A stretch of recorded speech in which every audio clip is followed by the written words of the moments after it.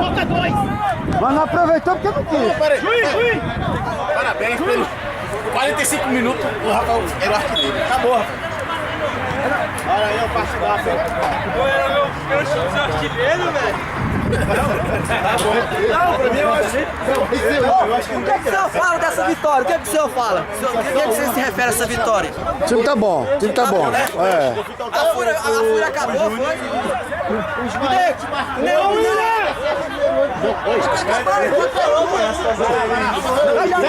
Desce pra lá, vai pra lá. Vai embora. Investe com ele. William! Ô Jorge, vem o TikTok, sabe? Tu vai perder os 3 pontos.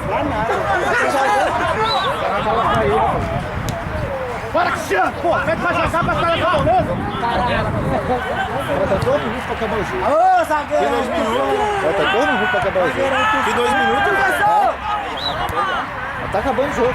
Tem que esperar a bola parar, mas... Só pra avisar, doido. Não, professor! Vai trocar! Responde pra mim. O Ismael trocou de time pra ser feliz? Que porra de felicidade é essa, pô? O que você foi fazer nesse time?